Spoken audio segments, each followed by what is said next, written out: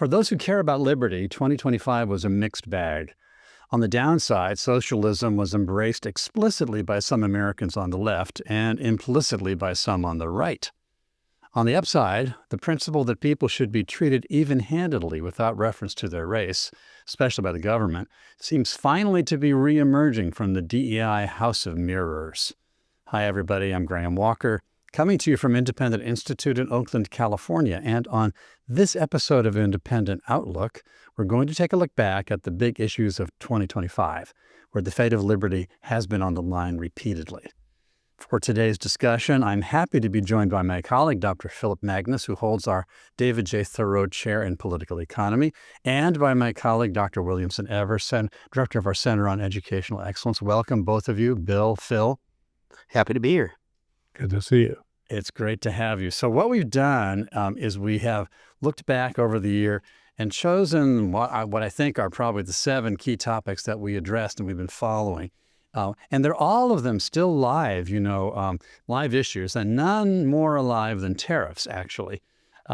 Supreme Court case is dealing with the case, challenging the basis on which the Trump administration imposed most of its tariffs, which is to say the International Emergency Economic Powers Act of 1977.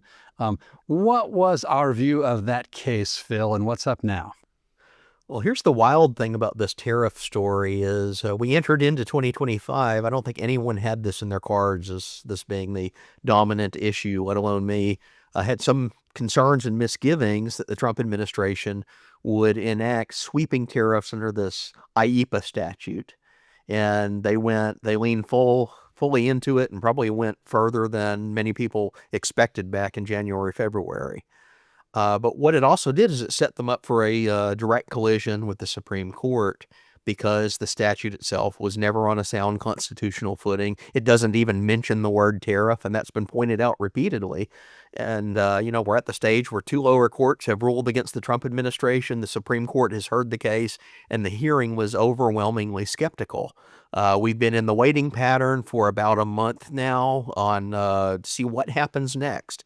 And the Supreme Court has its own schedule it operates on. It's basically any time between now and roughly next June, when the end of the term ends, that they could issue the decision. They could do it at any time of the day that they want to, really. It's on their schedule. But most people are expecting the Supreme Court is going to look pretty skeptically on the Trump administration's state claim of powers. And where that stands right now is it's created an issue about what the remedy for the tariff situation is if the Supreme Court strikes down Trump's tariff system. Because, about $250 billion, give or take, have already been collected in taxes over the last year under these IEEPA tariffs. And if they're unconstitutional, what happens to that money? Well, the Trump administration is currently claiming, and this came out of Kevin Hassett and Scott Bessent and some of the other figures in the high-level economic offices, they're currently claiming that if the court rules against them, it will create chaos because there's no means to easily repay the tariffs. But the problem here is in their previous... Quick clarification. Yeah.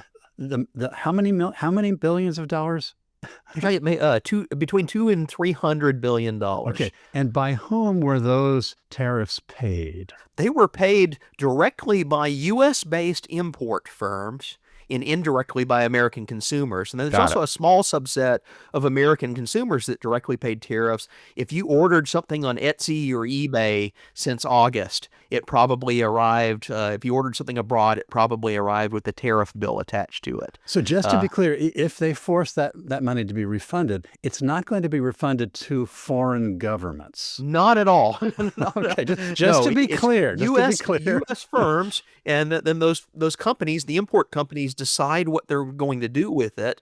Some of them may pass on the refund to consumers in terms of lower prices. You see a lot of the big retailers like Costco has gotten in on the lawsuits against the tariffs. And yeah, they're genuinely concerned because this is raising prices on their customers, but it's actually the importer that's paying the tariffs. So this is coming out of the American economy.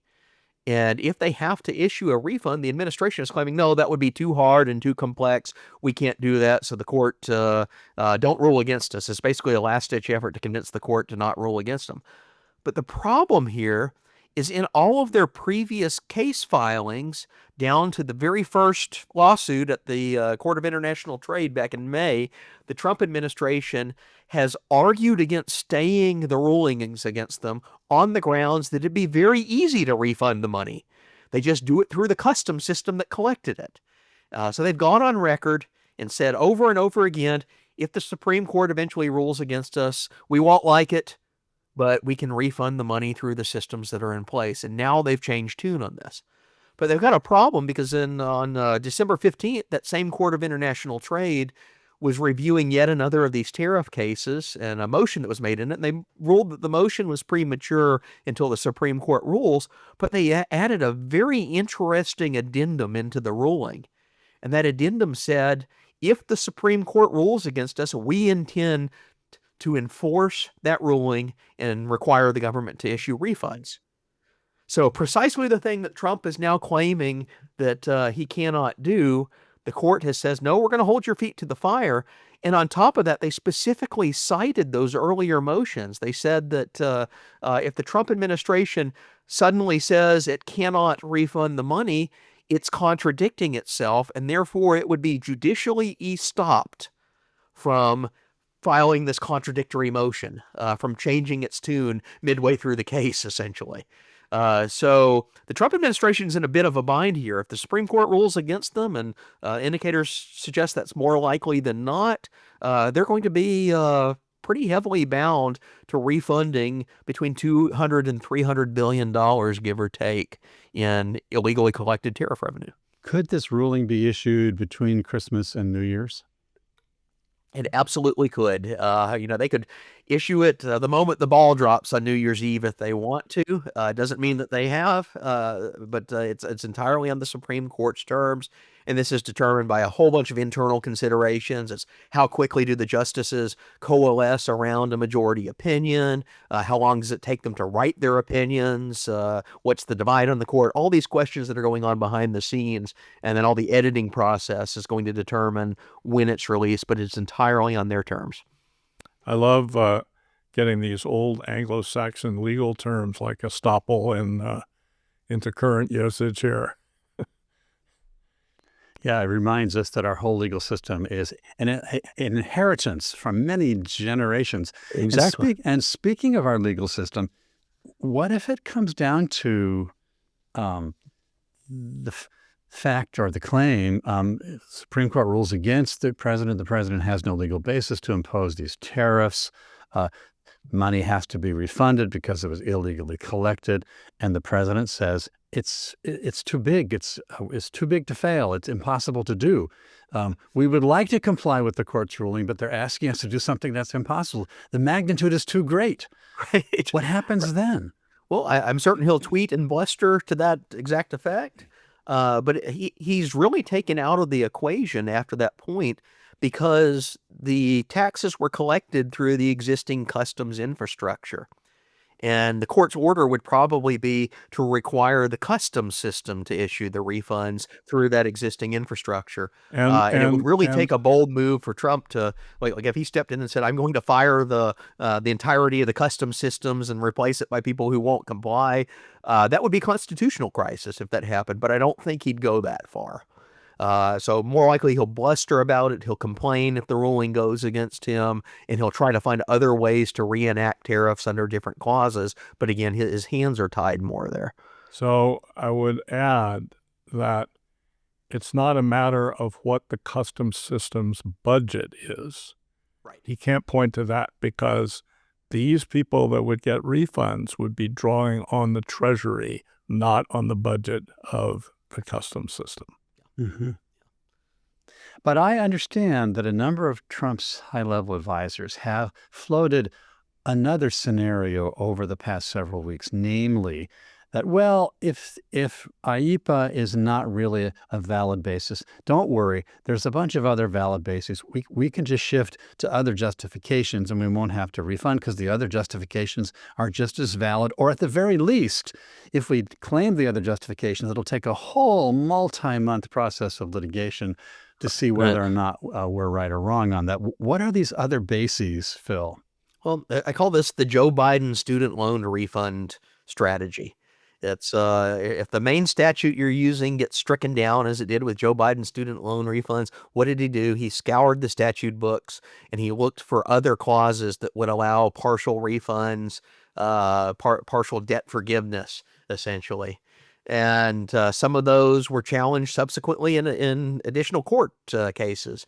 But it ended up being like a string of lawsuit after lawsuit after lawsuit to knock him down. I could see something similar happening with tariffs. The interesting question here is, so IEEPA is basically acted upon by unilateral executive order. That's why Trump likes it. He can just decree a tariff on Tuesday, and if he changes his mind on Wednesday, he can decree a new tariff. He changes his mind on Thursday, it's another emergency, and it's a new tariff. It's exactly what we've seen. And there's no really mechanism of check and balance upon that in the short term, other than the courts ruling against it.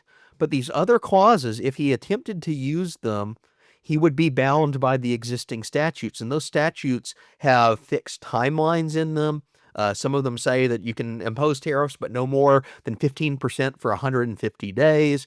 Others say you have to conduct an investigation through the U.S. Commerce Department or the International Trade Commission. You have to do a fact-finding mission first to determine whether you can impose tariffs and then report it to Congress, and Congress has a review period.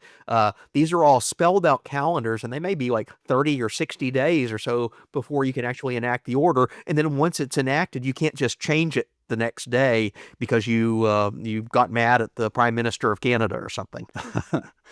Well, so these other alternative bases, they're tied down with so many procedural constraints that it may not be as simple as they claim to switch gears. Okay, that's interesting. Okay, well, we're going to pay attention. Final comment. I'm going to change the subject in a moment. Any final comment from you, Phil or Bill? Well, I think part of this is Trump feels that tariffs are just a policy tool for him. And the Constitution says they're a tax. And and laying of taxes is surrounded by certain procedures. And Trump doesn't like that. Procedure. And so that's what's, behind this. So if we do head into a situation where the court rules absolutely against the president and the president says, I can't comply, we would be pretty much entering into constitutional crisis mode. Yes. Yeah. If the president said, I cannot implement the court's ruling, and therefore I won't because I can't do the impossible, is that a high crime or misdemeanor? I think it does get into that territory, and that becomes much more pressing after the midterms in 2026. The political reality is the Democrats are leading on the generic ballot, and Trump's poll numbers are plummeting. And if you dig into the poll numbers, one of the major grievances that most Americans have with Trump is they don't like the tariff agenda. They're seeing higher prices at the stores as a result of the tariff agenda. They're bearing some of the burdens of these taxes. And the most recent polls that have come out, it's been something like 60 to 65% of Americans oppose tariffs. These are deeply unpopular policies, perhaps the most unpopular component of Trump's entire agenda. So in a weird way, the Supreme Court could be doing him a favor by taking those off the table. That's like getting rid of your least popular issue. This is a way that he salvages his chances in the midterms and maybe gets a rebound. I think that's right, because the alternative would be, okay, he refuses to comply, and then heads into an election with a deeply unpopular policy, which is just suicide. Not just an unpopular policy, but with a refusal to comply with the ruling of the U.S. Supreme Court. Then Congress flips. That becomes Congress one of the charges. All of the middle-of-the-road voters who are hanging on the edge are going to say, well, I don't know about tariffs, but I sure don't like him refusing to comply with the Supreme Court. And then they're going to vote against him in the midterms. So he won't go there because surely he won't go. Okay. I think all the political incentives suggest the prudent move for Trump should be to follow the Supreme Court's decision and let this issue fall. Yeah, and he could say, from his point of view, it's going to be a mess, but as you can see, it's not my fault. Right. Right. and Okay. That's and the easy out. and try to trigger some of these complex, Yeah. less sweeping Right. tariffs because he does like tariffs. So tariffs at least have a kind of a history in American practice over the centuries, 2 centuries of our existence, but they had to be enacted by Congress. But there's another practice of the Trump administration which seems to have much less historical precedent, which is to say this new move of the federal government taking equity ownership positions in private companies. Now, this doesn't seem so directly to implicate a violation of a clear constitutional text or norm as the other does. I don't see it quite clearly, but it sure seems to me to be a huge shift and very scary. I mean, is this socialism with a capitalist face? I think that's hits the nail on the head right there of exactly what's happening. It's an intertwining between the private and public sector. And So yes, some previous presidents have done this. So it's it's taking ownership, partial ownership of companies, and it's commandeering production to go in certain directions. So they're seizing the means of production by the government. Yeah, that sounds like has an eerie resonance, Phil. So what prior where we heard that one before? what prior presidents ever tried this? Well, there's wartime Yes. things. Right.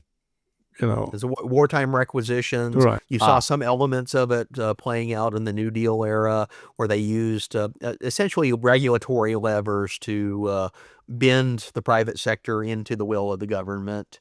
And then World War II, World War I, and World War II, there were very direct those are the big U.S. interventions into like shipbuilding and steel and armaments. Exactly. And those were provisional, temporary, and rolled back? Yes. So for the most part, yes, they were. Okay. There were elements that linger. There's a ratchet effect every time this happens. That's why I'm asking. Exactly. It's the like on the eve of World War I, the U.S. gets into the U.S. government gets into the shipbuilding sector. They decide, we need all these ships to fight this war we're about to enter into. And there's massive public expenditures. There's public-private relationships that are set up. There are regulatory agencies that take control of private sector shipbuilding yards. And well, what happens after the war? They have this massive surplus of all these ships that they built, nothing to do with them, and they're trying to figure out how to liquidate them. And that breeds the Jones Act. So the Jones Act, after World War I, comes out of the fact that the federal government had involved itself in the shipping sector. Sometimes called cargo preference. The one I remember is there used to be a multitude of express companies, which have come back, but in World War I period, the Wilson administration think of Wells Fargo Bank. It has its roots in the Wells Fargo Express Company. And so anyway, there were all these different companies, and the federal government demanded that they consolidate, and that was where American Express came from. So anyway, it's not unheard of, but it's a wartime measure in the past. Is this a difference in kind or degree compared to this kind of ownership stake thing in private companies? Is it a difference of kind or degree when you compare it to, say, the way that federal government is involved with major big tech companies, Palantir, et cetera? I think it's different because if you think, you can say the military-industrial complex essentially had one buyer, or maybe a major federal buyer and some private airlines or something like that. But this is sort of different. Instead of being the dominant consumer, this is taking over ownership, essentially management aspects of it, and that is a different thing. So and having controlling say in how the companies run. It's entangled also with tariffs. In other words, the president will say to a company, I will relieve your tariff burden, but in return, I get stakes in your company, I get some percentage of your revenue, you promise to invest in some certain way. So it is a difference in kind, I believe. Wow. Well, I think that's helpful because it means it's worse than what we've had before, and maybe it could still be rolled back. In other words, you're saying this is different from when the Biden administration leaned on Facebook and leaned on Yes. Google and so forth. It's They worse. jawbone them into Yeah. regulating Right. speech. And This jawboning is by actually direction of the company that's or taking place. jawboning by Jack Kennedy of the steel Yeah. companies or whatever. Right. But the thing is, I don't really see the Democrats, even the moderate Democratic candidates like Rahm Emanuel or Josh Shapiro, denouncing this from the battlements. So they could, as you were jokingly saying, socialism with a capitalist face, they could say, "Oh, cool, Yeah. we'll run it. So we're for that too. We just have run different it. companies. We'll keep it, but we'll run it better than these dumb Republicans, Right. or these Right. craven corporate interest Republicans."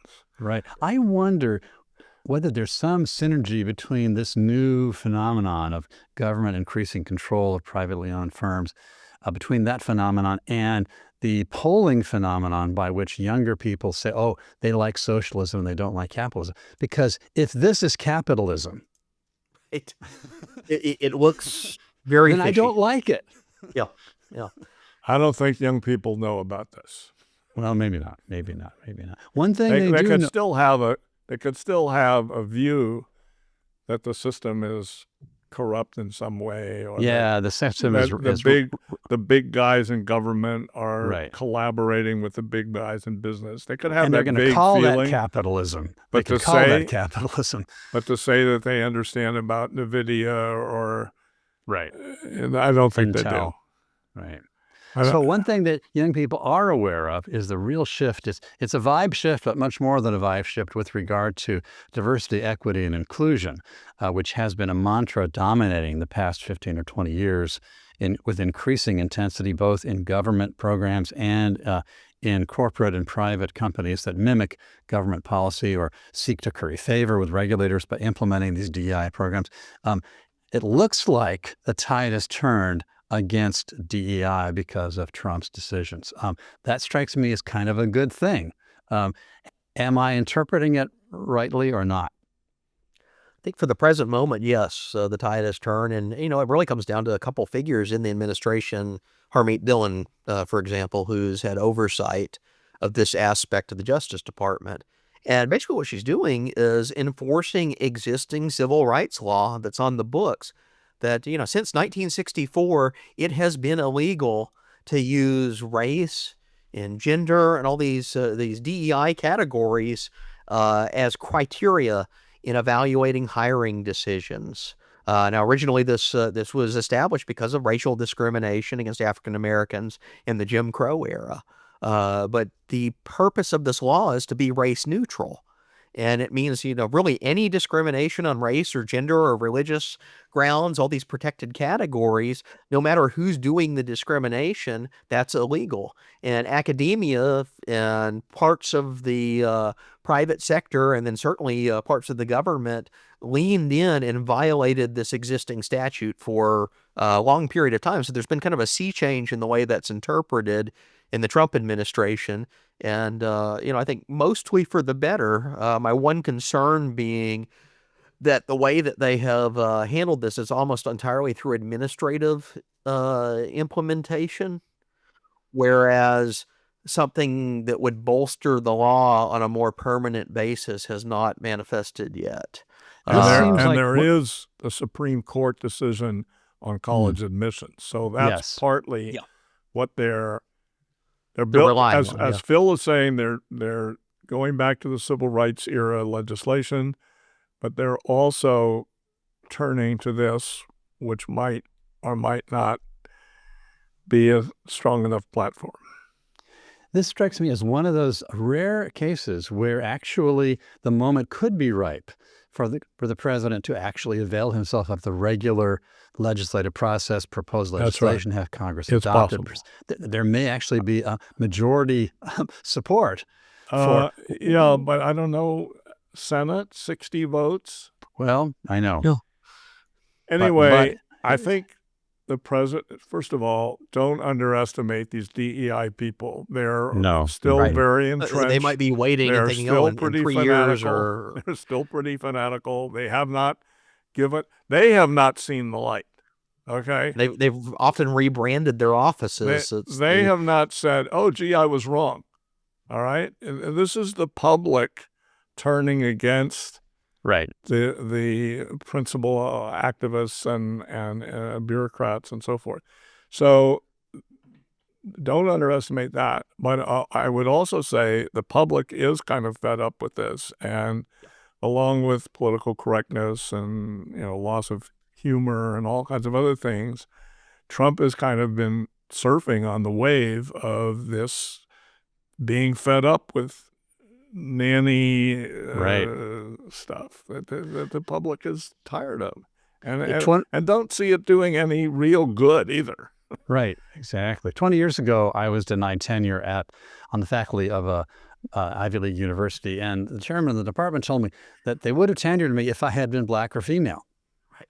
And Which that they're wasn't. they're blatantly admitting this, and this He was like the wasn't- open secret in academia for Right, years. he wasn't ashamed of it. He was almost proud of it because we're rectifying injustice by discriminating against you on the basis of your whatever. Your unchangeable characteristics instead Yes. of your merit.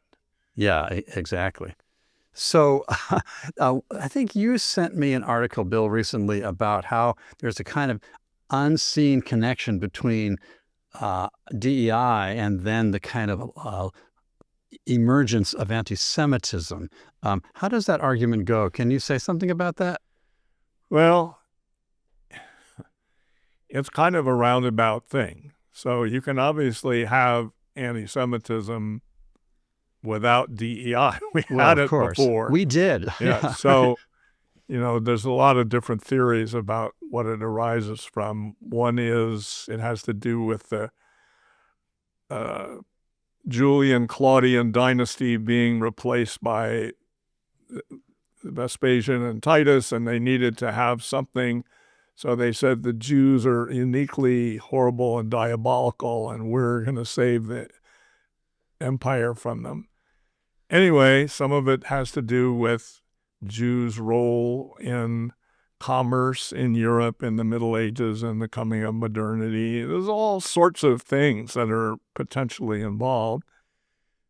The point is that DEI exacerbates identity politics. It's saying, don't look to how, obviously we as classical liberals are not against people having cultural identities, living lives that take full advantage of the richness of those things. But we don't really think the primary thing in civic life should be your race or your religion. You should be treated as an equal, and universal principles should be applied in civic life. So by focusing on race and religion, people focus on these differences, and Jews are a scapegoat historically, and so it's become part of that ethnic identity focus. Yeah, DEI legitimized identity politics to a much Exactly. stronger degree than ever. And lo and behold, identity politics has a really ugly face. Right. And We it's get not right that down we to it. didn't used to have Irish voting together sometimes, or Sure. German immigrants voting together. It's just this created a clash very, very hostily based on zero-sum views of ethnic groups. So I think that in some ways, the mayoral election in New York City was fueled by identity politics. Certainly, Zoran Mamdani, the winner, didn't flinch from what was perceived to be anti-Semitic positions. He wouldn't denounce the phrase, globalize the Intifada, and so forth. And then, of course, at the same time, he's committed to socialism, not just to identity politics. He's going to own grocery stores, give free bus service. He's going to eliminate essentially the control of owners over their rental property further than they've already done in New York City. What is the meaning of Zoran Mamdani's win? And why did so many sort of upper middle professional class people vote for him and so many ethnic working class people vote against him? What's going on there, do you think? Well, I think from the supply side, there's a theorist named Stanley Abramowitz who was a socialist who said, we can get full socialism through democracy. And this was very appealing, by the way, to Barack Obama when he was a college student. Anyway, so this is what this Democratic Socialists of America is.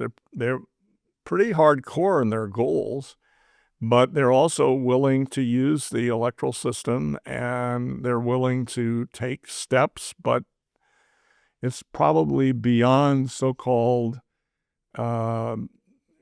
municipal socialism of the Victor Berger, Milwaukee era around 1910. They want to move farther and faster than that. And so that's one thing. So on another thing, the alternatives to Mamdani were horrible. They were corrupt, old-time politicians with sex scandal problems, and just, the Republican candidate was fine, but Republicans have a terrible time in New York City, and he'd run multiple times, and he wasn't quite of sufficient stature. And he didn't have the money, and the opponents could not figure out how to combine against Mamdani. So, you had this mayor, and the mayor had his Turkish scandal, and the mayor hadn't really figured the police and crime thing out, and all these different deficiencies that the people had. And Mamdani is, cute and young and vibrant, and He has a nice wardrobe, and he's Right, promising a lot of goodies, and Okay, so what does Zoran Mamdani stand for policy-wise, Bill? well, he's promised rent freezes, and Mayor Adams is trying to appoint people furiously to the rent oversight board so that can be blocked. One of the basic problems that Mamdani is going to have is he doesn't act alone as a dictator. He has to work with the governor. He has to work with the city council. So there are various things that don't give him a completely free hand. He's promising free grocery stores, something that was tried in Kansas City and was a disaster. So I think, and he has various additional housing things in addition to the rent freeze that are going to be pretty hard to pull off. So I think, he and I would add that Democratic Socialists of America, to which he belongs, has very, thoroughgoing things about police, abolishing the police and things like this that I can't say he mentioned them in the campaign, but his opponent certainly did. So anyway, it'll be interesting to see. Let's change to a little bit broader subject for a moment here.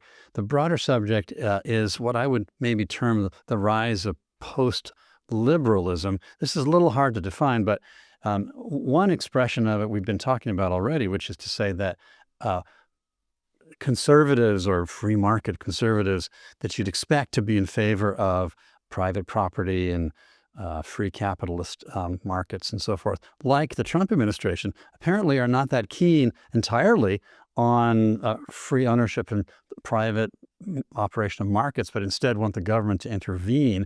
And so there's kind of a turn away from a purer form of free market capitalism, even by its erstwhile defenders, much less those on the left who already are hostile to the notion of free market, private property, markets that operate that way. Post-liberalism, though, as a sort of current phenomenon, is most striking on the right, even though it obviously exists on the left. But on the right, where you wouldn't expect to find it, you begin finding people who are increasingly hostile to freely operating markets and complaining about conservatives who have been too wedded to those things. And then that somehow seems weirdly to be connecting up with some of these other cultural animosities, like the rise of anti-Semitism on the right. Can either of you unpack this phenomenon a little bit and tell us about some of its consequences? Well, part of it is there's always, so the right is not one thing. Okay, so as you've Right. said, it includes individualism and it includes private property rights and constitutionalism and so forth. But there's always been cultural conservatism and communitarianism. Now, that can take some fairly benign forms, such as, family, religion, community. These are all completely compatible with individualist constitutionalism.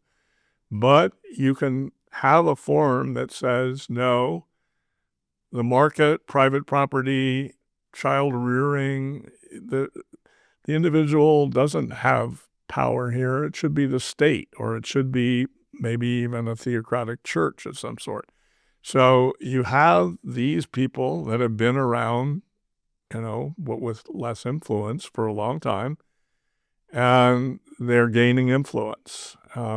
I would date this, perhaps weirdly, from 2008 and the economic crisis, and the fact that for a whole generation of people, capitalism seemed to fail. They don't really have a sense of how government policy induced that crash. It was a government failure, Yeah, not a I know, market but failure. I'm just telling you, I But think that, capitalism always gets blamed is the story here. well, we have tribalistic roots that are probably built into us genetically, and so the appeal to It's this. also an easy scapegoat That's for right. It's crises. it's not a new phenomenon, but civilization has over time tried to beat back tribalism, but it's always there, and so people will harness bad policy to that. Well, these trends have been sort of egged on, exacerbated by a variety of pretty sophisticated writers. One of the most prominent has been Patrick Deneen at the University of Notre Dame, who has become increasingly popular among younger, self-identified conservatives. And according to Deneen, capitalism is toxic. Because what it does, he says, is corrodes traditional moral sentiments, corrodes steady, stable family life, corrodes serious religion. And so a lot of younger people are, in fact, I think, rightly sensitive to the fact that our contemporary culture has become increasingly hostile to normal, healthy family life and has trivialized religion, and that moral relativism or moral agnosticism is stronger now than it ever was. Deneen attributes all these things to capitalism. That, I think, is his big error. So some of the younger conservatives are worried about these things. And Deneen claims that capitalism, or the free market approach to capitalism, or liberalism, put more broadly, basically the theory that the rights of individuals and their freedom and autonomy should be paramount, at least in civic matters. He says that liberalism hides its intention of shaping the souls under its rule. So, when you put it that way, I am like 1/4 sympathetic to his critique. Too much. Well, By the way, you could also blame progressivism. You could blame that's where I was going to go. revolutionary socialism. Well, There's exactly. plenty of That's the thing, things and many out of there. his prescribed policies are you could- socialistic. You could blame left-wing religions. There's a lot of Absolutely. things subverting normal family life, subverting regular religion, subverting Exactly. neighborhood and community. I have no doubt that if you want to, start some kind of voluntary organization or charity, or, expand a religion or found a new religion, that you have to essentially grapple with all the tendencies in the society that don't make that easy for you. But I think it's just bizarre to give to make capitalism out to be this demonic force. Especially since it's really the anti-capitalist left which has fomented Yes, the hostility exactly. to traditional Right, right. family life, the hostility to religion, the hostility to traditional morality. The anti-capitalist left has been fomenting it. It's Um, not like Hayek, Mises, Milton right. Friedman, Robert Nozick, Murray Rothbard were all against the family, against anybody going to church. That's ridiculous. That's a Bolshevik type position. Right, right. Well, it's a straw man argument that has been picked up by these post-liberal figures on the right. And, Deneen is probably the most prominent. There are a few others. Adrian Vermeule is a law professor at Harvard that's really into this notion. But if you look at all of these post-liberal figures, they're talking as if there's this crisis of modernity that's come to light in the last few years of a hollowing out of America's industry, and everything's of an economic origin. So I've actually encountered some of these figures going back 15, 20 years ago. I met Deneen when I was in grad school. And the interesting thing, this is before the financial crisis. He had the exact same political views, just a slightly different diagnosis.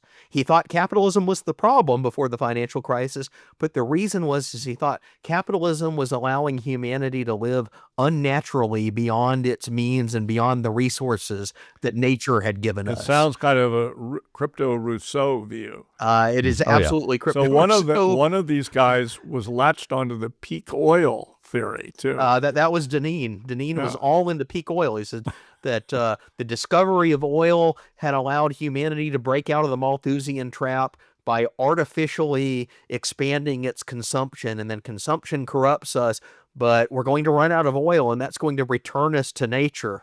And if we don't do something about it, we're robbing our future generations of energy. So it sounded like the environmentalist far left. So, but he of was doing course, it. if oil is increasingly scarce, the price will go up and it will be rationed accordingly by the market.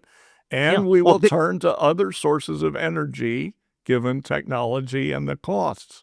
Yeah. This is invariably a feature of every post-liberal author I've read. They do not understand economics at a fundamental level. Right. And have no interest in understanding economics. And therefore, their prescriptions actually would be devastatingly damaging even to the things they claim to care about.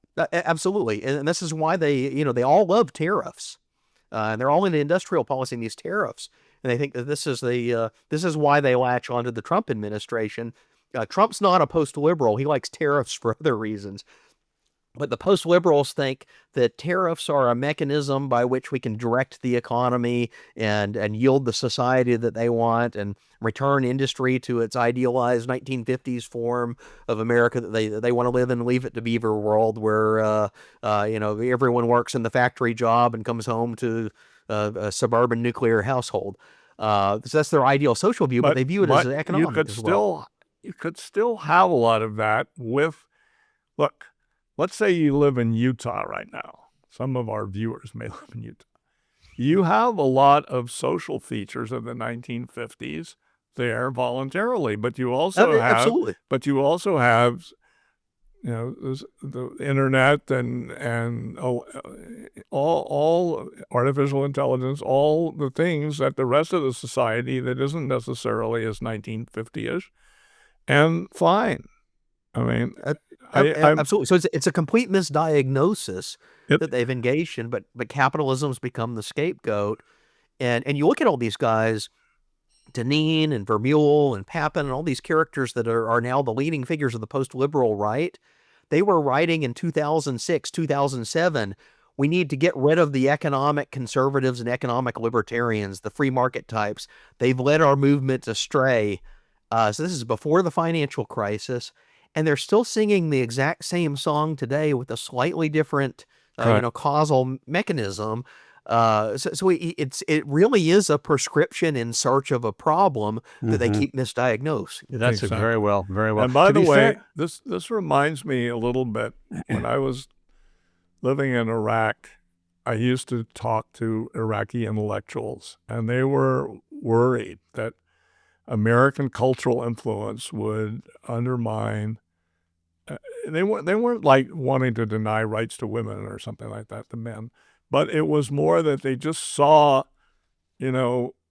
some kind of San Francisco, I'm a native of San Francisco, coming to Baghdad, and they didn't like that. And I said, well, you don't have to have San Francisco. You can have Salt Lake City, and you can still have individual rights. You can still have private property. You can still have property, privacy. You can still have a free society, and it's what your cultural leaders and the public want that will determine what their lifestyle is. Now, to be fair, I think it's worth at least acknowledging that sometimes advocates of free market liberalism, capitalism, have fed this fire. So, for example, Walter Burns, the late Walter Burns of the American Enterprise Institute, I knew him personally when I was there. He argued repeatedly that having a commercial republic, a capitalist commercial republic, was desirable because it would divert and distract people from moral and religious concerns because they'd be busy making money. And then we wouldn't have so many wars because they wouldn't care so much about morality and religion, but they'd care about making money. So that fits right into Deneen's, his framework. And they'll bypass Hayek and cite that. Yes, exactly. Pardon me? It's a very sophisticated claim that Walter Burns is making. It is. It's kind of we need Aldous Huxley Soma in order to calm society down or something like that. But the point is, Walter Burns, he's known to the three of us what he stood for. He's a brilliant guy and everything, but I don't view him as a dominant force in the conservative movement or the libertarian. No, he was exactly an interesting sidebar. Oh, yeah. He was very interesting, very smart, too. His view on this point was actually paralleled by that of Stephen Macedo, who was also a liberal, although perhaps not fully classical, you might say, but a liberal nevertheless. And he made a similar argument by saying that if we have these institutions of freedom, then it will shape our commitments and habits very deeply without exactly announcing that purpose on its face. The deeply held beliefs of vast numbers of people will be changed without coercion or force by, as Burns said, diverting them into the preoccupations of market participants. So that kind of stuff has fed the fire in a really regrettable way, and I think been a distraction from the bigger point, which is that the solutions proposed by the post-liberals are devastatingly harmful. So I think, Graham, you're citing two interesting figures. I knew Macedo quite a few years ago. I'm not in touch with him now. He's written a brilliant book, co-authored a brilliant book on the COVID lockdown, by the way, the best book on the subject. Yeah, he's very good on that. But we had a review of that coming out soon. There's a thing called thick liberalism and thin liberalism. So thin liberalism is the night watchman state, private property, freedom of speech, freedom of religion, all this stuff. Thick liberalism is some idea that there's a liberal way of life. So I would just say, to some extent, John Stuart Mill introduced this.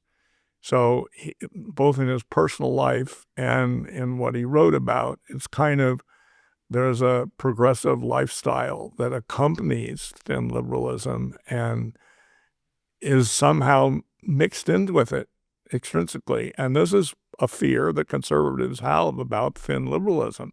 I just don't think it's true. I think you can have thin liberalism, and depending on what you and your community wants, you can have progressive lifestyle, or you can have a conservative lifestyle or moderately conservative lifestyle. However you want to talk about it, it doesn't determine it. It doesn't dictate it, and it's not necessarily part of it.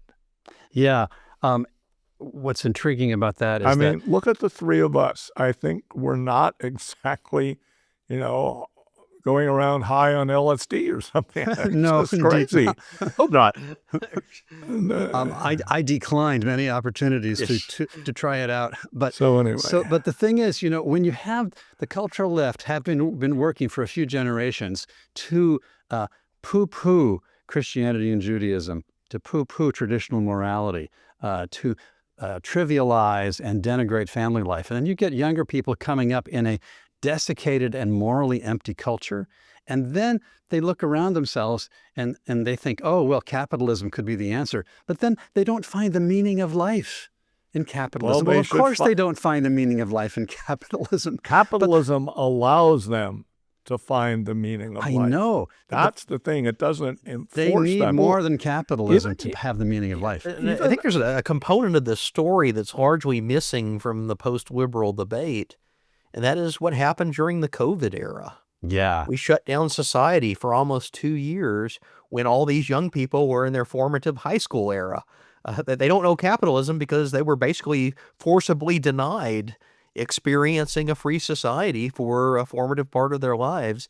And I think we're still feeling some of the repercussions of that. Yeah. But here's one of the other great ironies of it.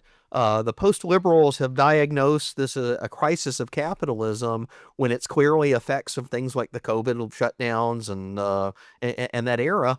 If you go back to 2020, Adrian Vermeule is a diehard advocate of lockdowns.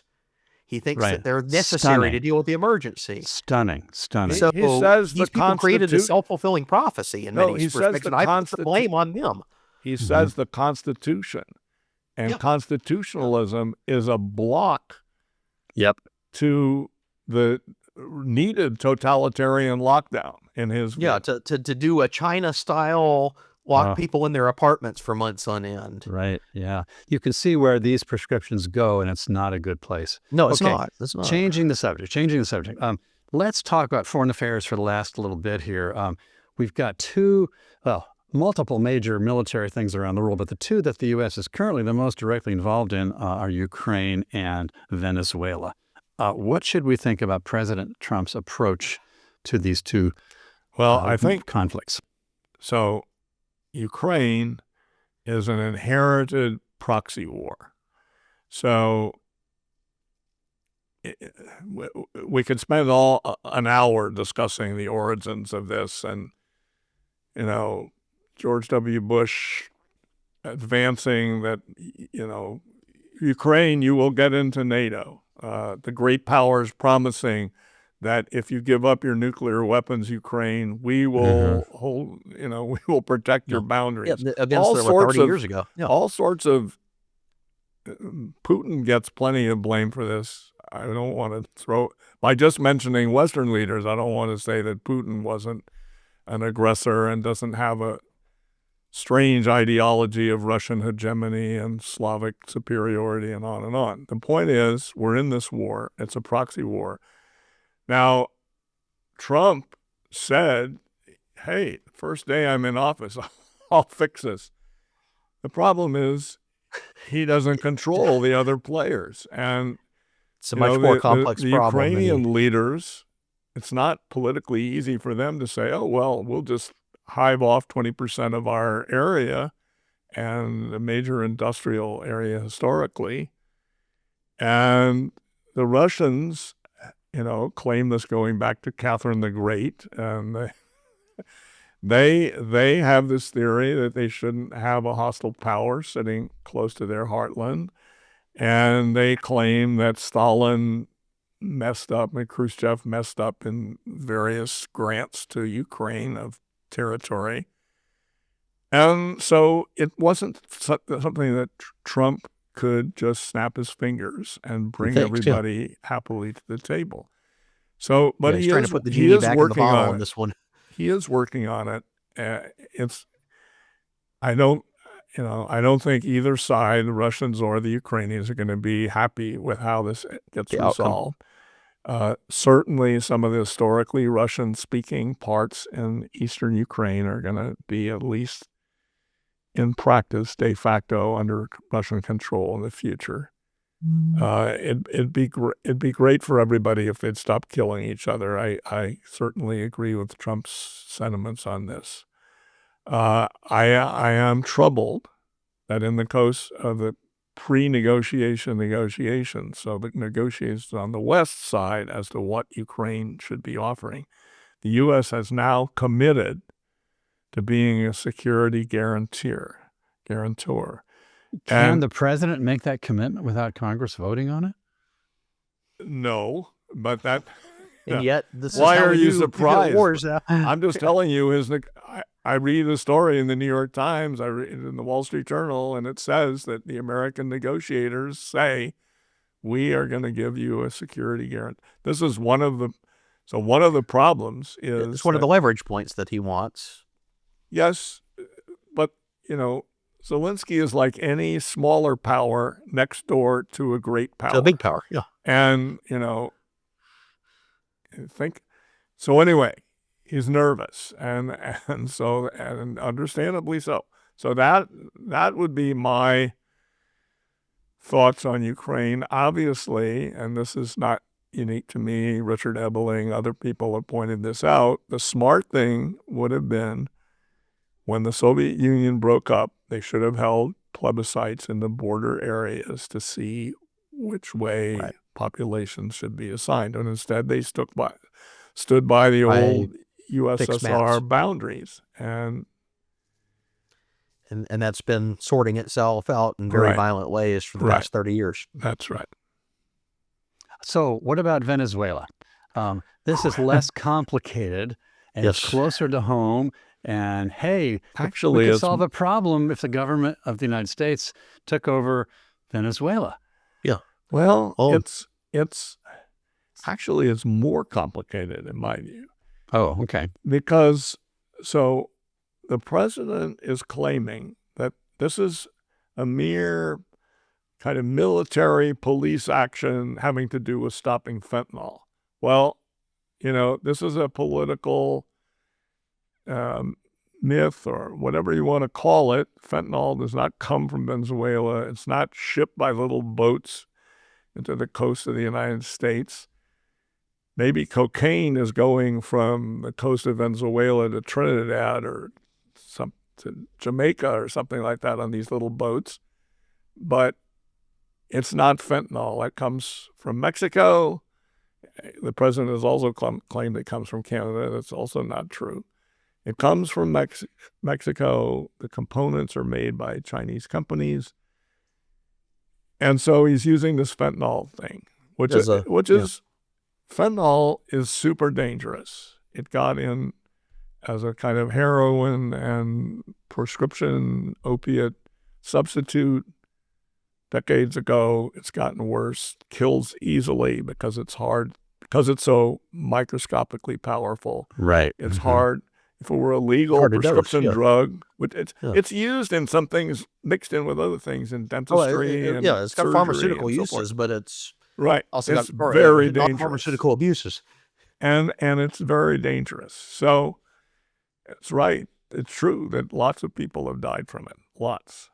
But anyway, he's proclaiming that the people involved in Venezuela are narco-terrorists. This is sort of a non-legal term, political term. And he's also claiming that we're in an armed conflict with them, which is bizarre because they're not fighting at us. The Venezuelan drug people are not engaged in military combat with the United States. They're not attacking United States territory. Exactly. And he's claiming then that it's a wartime situation, but it's an undeclared situation, but it's something that the president can do on his own, which is not in accord with the Constitution, which says you have to somehow have Congress and authorize the war, whether it's by a declaration of war or some other clear means, authorization of force.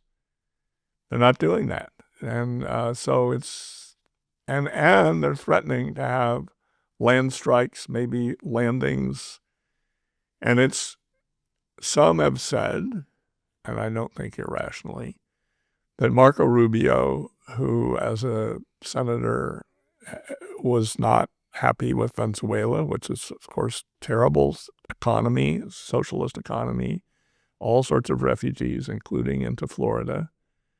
He has been very sympathetic to their plight, as we all are, but we're not necessarily favoring endless regime change wars, if I may take a... Yeah, that's what I don't get about this whole shift. President Trump was elected with what seemed like a mandate to avoid excessive foreign Yeah. entanglements, but now he's putting everything on the line with the U.S. Going for wars, yeah. Ukraine. If he had to go to war, and then he's going to do a Well, regime change in Venezuela. think- What happened? I don't think that the president there's a political viewed that popularity. as an absolute. I don't think he viewed it Yeah. as an absolute. I think he viewed it as a tendency. We'll be much more cautious. We'll try not to have boots on the ground, whatever. So he's trying to intimidate Venezuela into regime change. There's another aspect to this, and that is the seizure of oil tankers. And that is putting... That's the latest manifestation of it. Yes, but it's also much more consequential for Cuba than all this Right, other stuff. right. So Cuba has Just teetering on supplied the a edge lot of the of- secret police and military training for the Venezuelan military that's essentially upholding Maduro. At the same time, Cuba needs Venezuelan oil, money from Venezuela.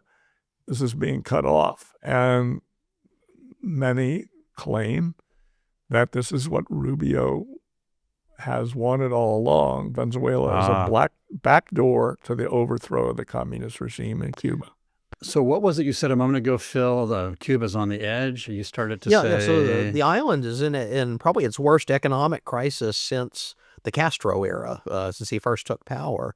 They've had continuous blackouts. The infrastructure and grid is falling apart, and now it's being deprived of oil, which is necessary to keep the lights on, keep goods moving around the island that was already in pretty bad economic straits.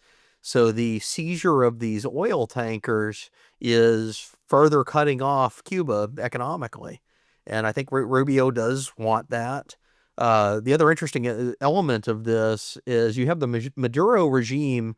I mean, we'll state outright, it's pretty much an illegitimate regime. They rigged and falsified the last election. Right. Which was won by it was won by the libertarian opponent, group. the opposition party.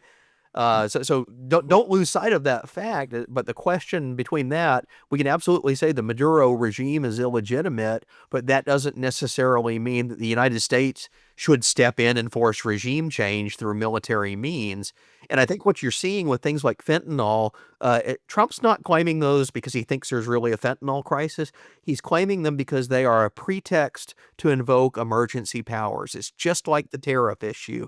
It's there are a bunch of vague and ambiguous statutes that if you squint at them a certain way and you use a really tendentious legal reading, you can make anything you want an emergency, and that emergency means you bypass the constitutional norms of having to go to Congress to declare a war. Well, Trump said, aha, I can find that power. I don't like Maduro because for very valid reasons, he's a thug, he's a Marxist dictator who illegitimately occupies that position. But Trump's saying, I don't like Maduro, so how can I get him? Well, I'm going to find an emergency.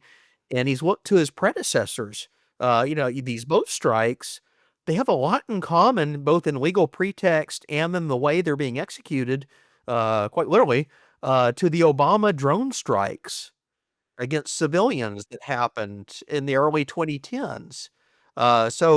Trump is ratcheting up a power that a previous president used without pushback and got away with. And it's like Obama got away with striking areas that were suspected of ties to Al-Qaeda or ISIS with drones, and did so under emergency powers and faced no repercussions. Trump's like, well, I'm going to do the same thing, and we're going to do it to boats in the Caribbean. Is U.S. military power always the solution to foreign injustice? Well, often it backfires. That's the trouble. That's right. It breeds resentment. Trump would have a lot of goodwill. Any American president would have a lot of goodwill right now in opposing the Maduro regime, because the majority of Venezuela opposes the Maduro regime. Yeah, exactly. Yeah. And I fear that we risk squandering that by going into a more direct military encounter there, because that feeds into Maduro's narrative, because he's saying, look, see, I told you these Yankee imperialists have been trying to conquer us, and just as I predicted, I was the only thing standing between them and the economic and political conquest of our country to make it a puppet state and steal all our oil. That's Maduro's narrative on TV every night right now. And Trump is feeding right into it when he goes in more militaristic directions. And he even starts talking about the oil. Yeah. Well, I would caution us on another thing. I would just say Karl Rove had an interesting op-ed in which he said, look, let's look at the foreign policy views of Republicans. They're not non-interventionists. They're more cautious than full-bore, Wilsonian globalist intervention, but they're not opposed to some intervention under some circumstances. So there's that. It's also possible to say that Trump, in talking about endless wars and regime change wars, was mostly talking campaign talk of fastening on dissatisfactions in the public, and not necessarily promising to never do anything overseas. He wants a strong, influential America, and he wants his way, or what he thinks is America's way in the world. And Well, he's got multiple constituencies in the administration that don't all agree with each other. That's right. I mean, someone like Tulsi Gabbard is probably on the more pacifistic, non-intervention end. Marco Rubio's a hawk when it comes to Latin America in particular. J.D. Vance doesn't want intervention over in the European Asian sphere, but wants this almost like cowboy style intervention. The infamous tweet, "I don't give a blankety blank" about blowing up the boats in the Caribbean. Right.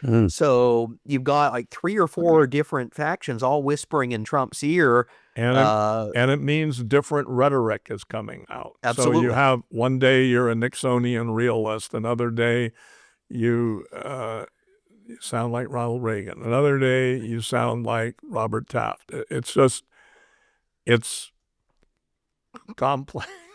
Yeah, it's hard there's for no us in the public, cohesive and it's hard for people in the single foreign outside policy world. view. Yeah. It's time to say goodbye to the year 2025. We've talked about tariffs, state capitalism, DEI, New York City socialism, post-liberalism, Ukraine, Venezuela. Thank you both for your insights on these matters. If we could draw a line under something, I might like to say, pretty much in every case where individual rights and liberties can be secured and government can be restricted, stuff's going to come out better. Absolutely. Any final parting shots from either of you? Well, next year is our 250th anniversary as a nation. It's the 1776 to 2026. We've had a very vibrant and good and successful constitutional run here, and I think it's a good time to remember that document and put that document back in our public consciousness, because I think, as we've seen in this discussion, it has a lot of answers to the very problems we've been discussing. So I would just raise a cautionary flag. We seem to be having our usual moral panics that we have in our society, and every society has. And right now, 2 of the current ones are over artificial intelligence and over social media and its effect on youth. And I hope that our society and those of us who are concerned in shaping public policy handle these well. We are going to take up those topics in the new year. I am sure of it. I'm grateful to both of you. I'm grateful to all of our friends who join us for these conversations. We hope there's some benefit to you. Please feel free, and I encourage you to visit our website, independent.org, where we have a lot of great material, including material written by these 2 fine authors who are my colleagues here. But that much being said, we wish you all the best for the new year, and thank you for joining us on Independent Outlook. Take care.